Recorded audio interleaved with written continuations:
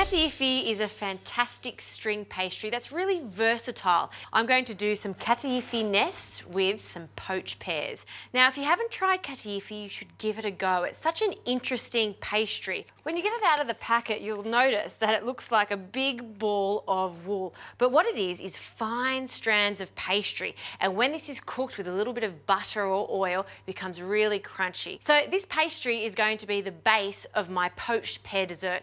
Before we start working with the pastry, let's get on to the poached pears. Now, for the pears, we need to begin with a syrup. So in a medium-sized pot, I'll add 2 cups of water. The water content will depend on the size of your pot. You may need a little bit more or a little bit less. Essentially, we want to cover the pears completely in this syrup. Now, for it to become a syrup, we need some sweetness. And instead of good old classic sugar, I'm using a good amount of honey. Now, I'm going to reserve a few tablespoons of that honey because I'll need that for the Kataifi pastry. Now for some spices, 2 whole cinnamon sticks, and we'll add them as is, a few cloves and a star anise. Now let's talk about the pears. These are Burr Bosc pears. They're such elegant pears and they're fantastic for cooking. They come out around autumn time, and what I love about them is they've got this beautiful buttery flavour after they're cooked. So I'll add them as soon as this starts to boil. Now I also need to add half a lemon, so we'll cut that in half and then we'll just squeeze that into our syrup.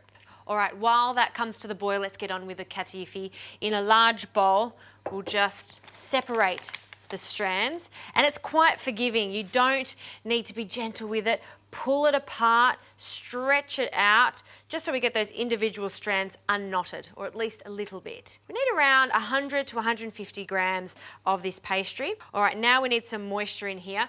I usually use butter, but extra virgin olive oil works nicely. So in with the olive oil, just to drizzle over it. And this is why you need a big bowl so you can toss it all together. So each strand is coated in the olive oil and the rest of this honey.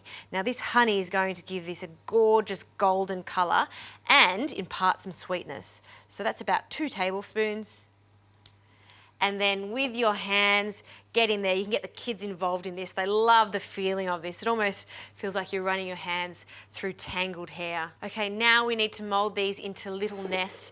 I've lined a tray with some baking paper and I have just a cookie cutter. This is to ensure that they're all a uniform size, and we'll grab a handful of the Kataifi and then we'll press it into that mould and make a small little indent, again, so it looks like a gorgeous nest. And you can see there, when you take that off, that's what it looks like. This is going to go so crunchy, particularly all these little strands over here. As soon as it hits the heat, it just goes super golden brown. Now I'm going to continue these, then I'll add my pears to the poaching liquid. Turn it down, you just want it to gently simmer, and cover it with a little bit of Glad bake, just to ensure that it cooks nice and evenly. These won't take long at all, they'll take around 8 to 10 minutes, then I'll allow them to cool.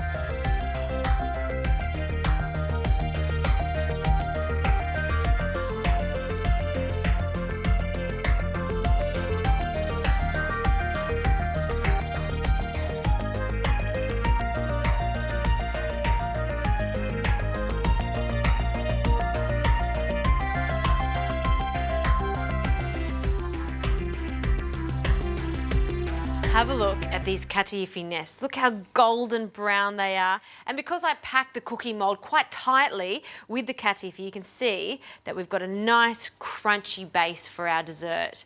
Now over here, I've removed these beautiful pears. They've cooled down nicely and they're just sitting up proudly as I reduce the liquid. Now this liquid will take at least 15 to 20 minutes. What we're looking for is a syrup, and this is just a little sauce to finish it off. It smells wonderful. I'll just let that boil and reduce a little longer as I prepare the creamy component to this dessert, which is labneh. Now, labneh is simply strained yogurt, and I've given myself a head start. Last night, I just placed 1 tub of yogurt into some muslin cloth. You can also use some Chuck's wipes too, some nice clean ones, and then I've just allowed it to drain.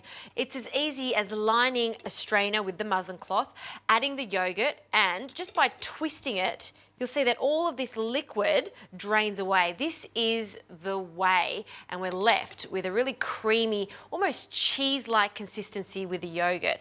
This is almost going to emulate cream, but it's much lighter because it's yogurt.